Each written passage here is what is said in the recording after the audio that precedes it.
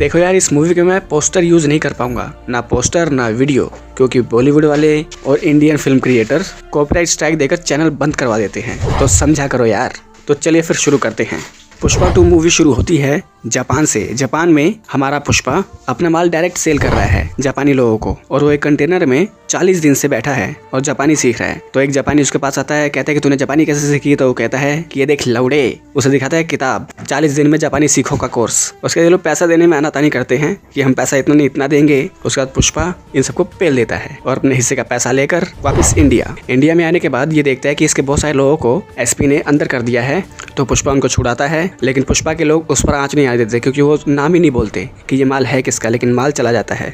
और एसपी भंवर सिंह बहुत सारी प्लानिंग करता है कि कैसे पुष्पा को मैं जेल में डालूं, इसने नाक में दम कर रखा है। उसके बाद पुष्पा अपने घर पर आता है, उसकी वाइफ हॉर्नी हो जाती है और ये दोनों प्यार करने लगते हैं और वो गाना चलता है फीलिंग वाला। उसके बाद पुष्पा की वाइफ कहती है कि मुझे सीएम के साथ सेल्फी लेनी है, तो उससे मुझे मिलाने ले चलो या खुद सेल्फी लेकर आ जाओ। तो पुष्पा भूमि रेड्डी के पास आता है, कहता है कि सीएम से मुझे मिलवाओ, मुझे सेल्फी लेनी है उनके साथ। लेकिन सीएम सेल्फी लेने से मना कर देता है, कहता है 2 कौड़ी के मोहाली तेरे साथ में अपनी सेल्फी लूंगा, मुझे आगे एमपी बनना है, अगर ये फोटो अखबार में आ गई तो लोग मुझे वोट नहीं देंगे। और वो कहता है पहली फुर्सत में निकल। उसका पुष्पा प्लान करता है कि मेरी वाइफ ने कहा है कि मुझे सीएम के साथ सेल्फी लेनी है तो लेनी है, मेरी वाइफ जो कहती है मैं वो करता हूँ। तो वो कहता है कि ऐसा है, मैं बहुत सारा फंड तुम्हें दूंगा और तुम अगली बार सीएम बनना। तो एमपी भूमि रेड्डी कहता है ठीक है। उसका पुष्पा विदेशों में कॉल करता है जापानीज लोगों को और कहता है कि मुझे अपना माल तुम्हारे पास भेजना है डायरेक्ट, क्योंकि बीच में बहुत सारे दल्ले हैं जो कमीशन लेते हैं और तुम्हें माल महंगा पड़ता है, मेरे से डायरेक्ट खरीदोगे तो तुम्हें सस्ता दूंगा। तो बहुत सारे डीलर्स आ जाते हैं डायरेक्ट सेलिंग के लिए। उसके बाद पुष्पा को बहुत सारा माल तैयार करना होता है,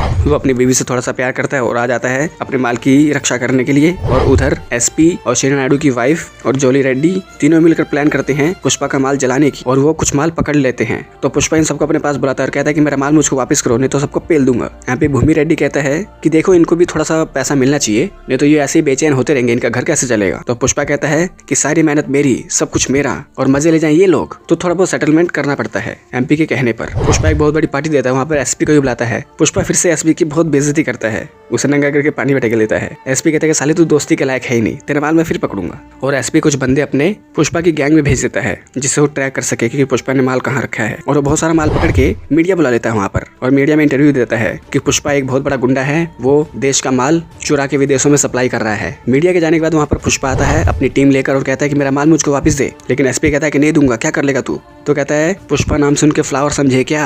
तो एसपी कहता है अच्छा फायर है तू? तो पुष्पा और उसके सारे लोग कहते हैं वाइल्ड फायर है, और वो बहुत सारी फायर पुलिस स्टेशन पर डाल देते हैं और पूरा पुलिस स्टेशन जला देते हैं और माल सेफ रहता है। उसके बाद गाँव में एक पूजा होती है जहाँ पर काली माता बनकर पुष्पा डांस करता है, और वो पूजा की थाली अपनी वाइफ को देता है, कहता है कि चलो पूजा करो। तभी वहाँ पर मोहन आ जाता है पुष्पा का भाई, और वो कहता है कि ये तो नीची जाति का है, इसका तो गोते ही नहीं पता, ये कैसे पूजा कर सकते हैं। तो श्रीवल्ली पुष्पा की तरफ से बोलती है, क्योंकि पुष्पा बहुत ही इमोशनल हो जाता है, वो रोने लगता है क्योंकि वो उसका भाई है। तो श्रीवल्ली बताती है मेरे पति ने इतना बड़ा ब्रांड बनाया है अपने आप को, पूरी दुनिया उसकी इज्जत करती है, और एक तुम्हें पता नहीं कौन सी अकड़ है, जब देखो तब मेरे पति को नीचा गिराते रहते हो। मेरा पति अब तक 2 बार रोया, एक अब, और जब वो शादी करने मेरे पास आया था तब तुमने उसकी खुशियां छीनने की कोशिश करी, वो तब रोया था। वो तुमसे इतना प्यार करता है लेकिन तुम्हारे अंदर पता नहीं कितनी नफरत है। ऐसे करके वो मोहन को बहुत सुनाती है। और उसी पूजा की जगह में एसपी भी होता है जो उन पर नजर रखे है, और एसपी सीएम के साथ मिला हुआ है। जो पुष्पा बहुत सारा माल विदेशों में सप्लाई करने वाला है शिप्स के जरिए, वो खबर एसपी सीएम को देता है। सीएम इसको आदेश देता है कि बहुत सारी फौज ले जाओ और उसका माल पकड़ लो। वो सारा माल अपनी गिरफ्त में ले लेता है।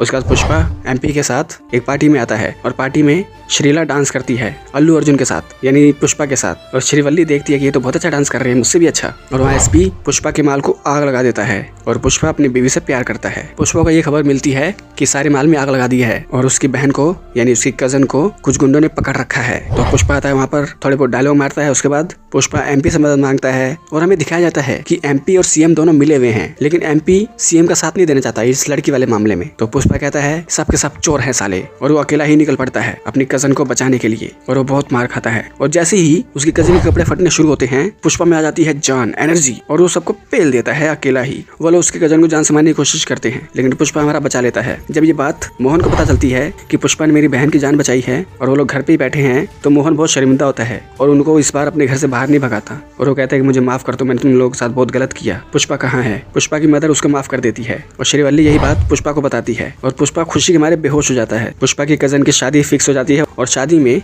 मोहन पुष्पा को इनविटेशन देता है और उसके गले मिलकर रोता है और अपने सारे भाइयों से मिलवाता है और यहाँ पर फैमिली यूनियन होता है और ये फिल्म एंड हो जाती है। लेकिन दुश्मन अभी भी बाकी हैं और यहाँ पर ये फिल्म एंड हो जाती है। तो दोस्तों अगर वीडियो अच्छी लगी तो इस वीडियो को लाइक कर दे, चैनल को सब्सक्राइब कर दे, बेल आइकन दबाए ताकि अगली बार आपका वीडियो डाले आप लोगों के पास उसका नोटिफिकेशन आ जाए। मैं इमेज यूज़ नहीं कर सकता क्योंकि इंडियन क्रिएटर्स कॉपीराइट स्ट्राइक देके चैनल खा जाते हैं, समझा करो।